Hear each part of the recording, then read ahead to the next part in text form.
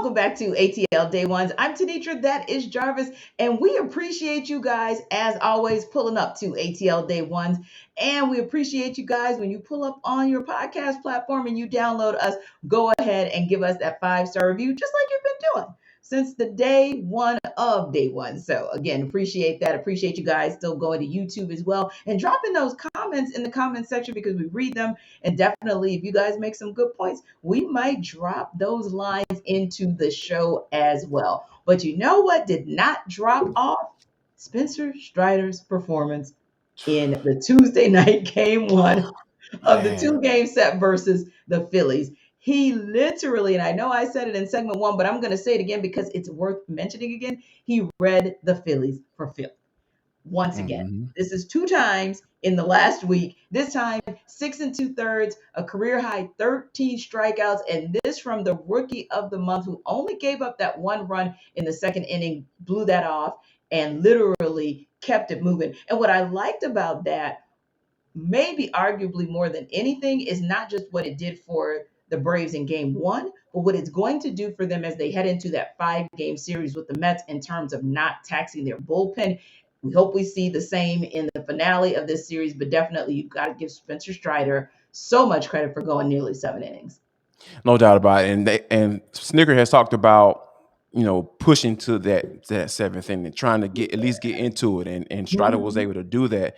And you just when you think about the way he was just operating, it was just a confidence that he has, and just how he moves around and just how he just carries himself. It's Mhm. just the only thing really has been missing from his starts are the run production, and Yeah. that's some of the things that we kind of touched on and we've talked about at nauseum about. Mhm. And once this guy, this Yeah. Spencer Strider, the folk hero, the man, the myth, the legend, once he gets this type of run support, now granted he's Mhm. not going to get 13 runs every time he touches the mound, but if you can give this guy 4 or 5 runs, man, those guys just don't even look like professionals up there.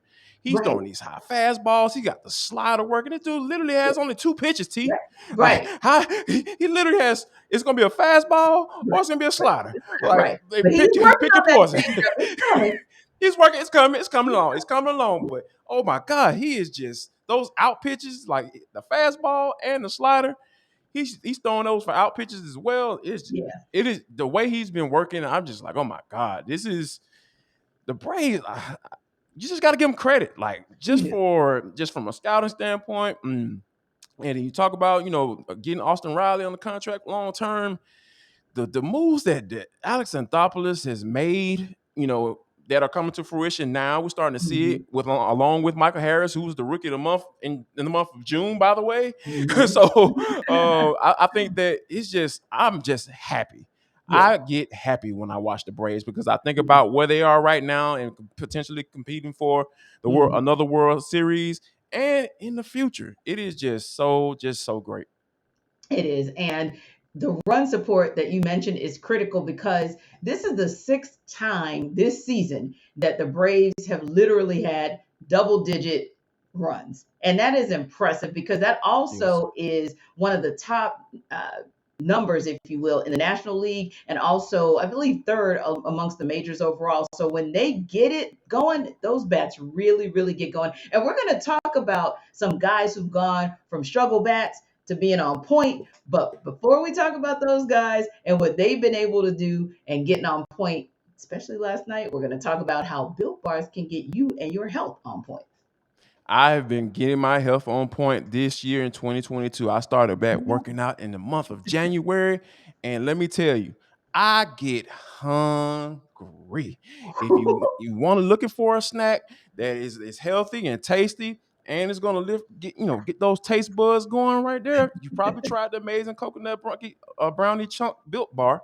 Guess what? Your friends at Built have got you covered. They're gonna get you right. So go to builtbar.com and go to built.com and check out the coconut brownie chunk because that is something that I absolutely love. I love the chunk. I actually eat the chunks by themselves. I brought it up in the meeting the other day. We were talking about the Built Bar, and it was like, well, Jarvis, it'll just be a chunk then. It's not going to be a bar. I love Right. the chunks. The chunks are So, amazing. And along with that marshmallowy bar, oh my gosh, I think I'm gonna try to find me one when as soon as we get done with the show. I have to eat it. I'm going to Right, go do it.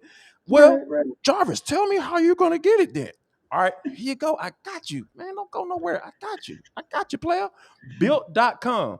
Use the promo code LOCK15 to get 15% off your order. That's the promo code LOCK15. Go to built.com, drop in the promo code box, LOCK15, and get 15% off. And you can act just like me and respond just like me and how I've been loving on these Built Bars. You can love on Built Bar too. Go to Yeah. built.com. And I tried to get my Built Bar chunks in yesterday as I was leaving the gym, and like you said, just famished. But unfortunately, word to the wise: don't leave your Built Bar in your car. Not in Atlanta, because you come back and it's No, going to be a Built no. milkshake. So Mhm. don't do what I did. So you can really actually enjoy your Built Bar. And speaking of enjoying things, we have enjoyed, at least these last couple of games, Eddie Rosario and Marcell Ozuna moving off the struggle bus with their struggle bats Yes. and getting back to being something worth watching. Marcell Ozuna with 3 hits last night and 2 RBI, but more importantly, Eddie Rosario. I mean, like, maybe it should Woo. just be his Bible night every home game, like for Right, real. exactly. Yeah. Yeah, because when you're out there going 3 for 5 and hitting a couple doubles and having RBI and just driving in run after run after run, I mean, it was just incredible what he was able to do in getting so many of those runs scored last night. So Jarvis, I mean, again, when you talk about giving run support to your pitchers. I think one of the most important things is when you don't get it from your player of the month in Austin Riley, when you don't get it from Dansby or Michael Harris or even Ronald Acuna Jr., when you get it from guys that have been struggling and maybe are heating up now in Rosario and Ozuna. No doubt. Like that is what's going to make this team extremely dangerous. Because when you think about even nephew Ronnie, he's starting to heat up just a little bit. He had a Mhm. really good Yeah. game last night. So those Mhm. are some of the things you got to pay attention to when you're talking about making a run to represent the National League when it gets a little cool outside. And that's exactly what the Braves are going for. But when you see Eddie Rosario and Mhm. Marcell Ozuna. Those are the guys we've talked about on this show just a couple of days ago. We talked Yeah. about how they need to get going. That's exactly what they did. And Mhm. when you got these players outside of the guys that you expected from night Right. in and night out, that's when it can get, because we know Eddie Rosario can go on the streak and get stupid hot. We know that Marcell Ozuna can get stupid hot because he got that in the COVID season, in the shortened Mhm. season. He absolutely went crazy. That's Yes. how he ended up getting that check from the Braves. Kind of, he know what time it is. So I Mhm. think that when you see these guys starting to put a couple of games like this together, and we talking about potentially overtaking the Mets, especially when you're getting ready to, go up against the Mets, Mhm. 5 games in 4 days. That is something that you Braves fans should definitely get excited about. Absolutely, they should. And listen, when you look at what the Braves did and you look at what the Dodgers and Padres, or the Dodgers, what they didn't do, they actually stood pretty pat heading towards and into the trade deadline. But obviously, the Padres are one of those teams that did. Man, I mean, what they were doing, they were Woo. sneaking on folks. Josh Mm-hmm. Bell and Josh Hader and Juan Soto. I mean, Oh, they were creeping on the come up. But trade for an all-star that team. yeah, exactly. Right. You just traded for an all-star team. But it's interesting because GM Alex Anthopoulos, whom, like you said, arguably just is the best GM in the city. Heck, I'm gonna just give him the best GM in Oh all of yeah, Major League Baseball. And no, he, no if doubt. he's not, he should be in the conversation for the things that he's able to do, because we were all pretty impressed and pretty encouraged by going out there and getting the likes of Jake Odorizzi, right? And then Hmm. right before that deadline, he said, "No, I'll sneak one more in for you. I'll go The out wee there and get hours. Marcelo Iglesias, and just for kicks and giggles." And so Right. once again, he does his magic. And now we're having the conversation of, are the Braves in position? Did they put themselves in position to now be the favorites, at least to represent the National League going back to the World Series, based on, like I said, what the Padres did do or what the Dodgers didn't do?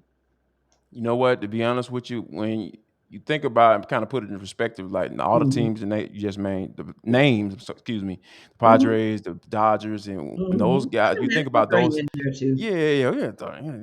Yeah, whatever. And, I think that those are some of the things that you have to kind of really think about when you and answering this question. And I Mhm. think that I still like the Braves. I Yeah. still like the Braves International League. I think that's Mhm. a huge possibility. Be like now, the Dodgers are the nemesis. With Freddie Freeman Yes. being over there, they faced each other within the past couple of years in the playoffs. Mhm. They know they're gonna have to get past those guys because those are the Yes. guys who've been there, right?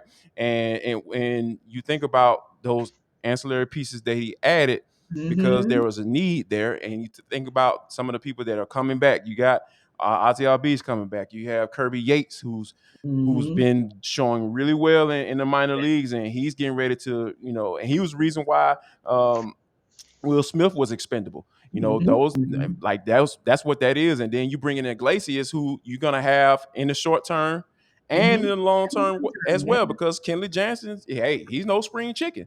So Right. that's the thing that I think about with Alex Anthopoulos and just how he's a forward thinker, and he's thinking Mhm. in the moment as well. I was looking at the press conference from after kind of recapping the trade deadline, and one thing that Mhm. he said to me that he said it just really stood out to me, and he was just like he said, my job is to worry. I have to think about the present and the future, Mhm. and he just said it with such confidence. And I was just like, man, Yes. this dude got it, man. He's Yeah. figured it out. The Braves Yeah. have been struggling for quite some time. They brought in Mhm. Alex Anthopoulos, and they had all the issues with, putting up bags of money in hotels and all that stuff for foreign players and all that stuff. He has wiped all of that away. Yeah. People don't even talk about that stuff anymore because Alex Anthopoulos has come in here and became the guy that Terry McGurk and company were looking for. And Mhm. the Braves fans are happy. I am happy, and I know you're happy as well. Yeah, I think so. It's definitely encouraged and pleased with how everything played out.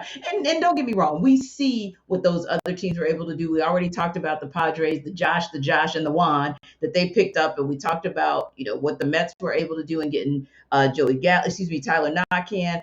Dodgers got Joey Gallo, and then of Joey course they're getting Gallo. Walker Bueller back, so it's going to be interesting. And we of course know that the Mets got Jake DeGrom back, so it gets to be interesting in the National League. But everything that you just said about what Anthopoulos did certainly puts the Braves right up there in the conversation to be the favorites. And listen, before we get out of this conversation about baseball, we would be remiss if we did not at least acknowledge that one of the best, if not the greatest voice in baseball left us. We another goat gone in Yep. Vin Scully, who passed away on Tuesday at the age of 94. Longest tenure since 1950. He was calling games for the Wow. Dodgers before retiring a couple years ago. And for us, Jarvis, we didn't have the good fortune of necessarily hearing him call a game in person. But one of the things that makes him even special to Atlanta is the fact that he called the game when Hank Aaron broke the record. And I just want to say this real quick. So much respect in listening to that, playing it back at my other job earlier today Mhm. because Right. he did something that was so impressive. He let it breathe. He let it breathe for about Mm. 30 or 45 good seconds and then put a bow on it with simple context. This is one of the most amazing things to happen to Atlanta, for the state of Georgia, for this nation, and for this world to see a black man in the South get a standing ovation for breaking Babe Ruth's record. And I thought that's what made him so special. Wow. And when you think, first of all, rest in peace, Vin Scully. And when you think about that, right, like for him as a white man to put it into context like that and honor that moment and have so much Mhm. respect for that moment, and it says a lot as well. And you think that you all these Brock, he was just a guy that when you listen to him, like I always really appreciate broadcasters that make me comfortable. Yes. And it just is the way he talks, the way he kind of talk about the game, and the way he just not overbearing, and like you said, letting things breathe. We as broadcasters, we talk about that all the time, and Yes. doing games and stuff like that, and broadcasting games, and you just have such a huge respect for what he's done, in this industry. So yeah, definitely a good one left us yesterday. Indeed, indeed. And again, Our thoughts and prayers are with the Scully family. Now, when we come back, and for the culture, we're going to go in the opposite direction and talk about this day or the last couple days being a born day for some interesting folks. And we're going to have a little bit of a debate like we always do about food on this show. So if you want to know which debate we're having about food this time and whose birthday it is, come back on the other side.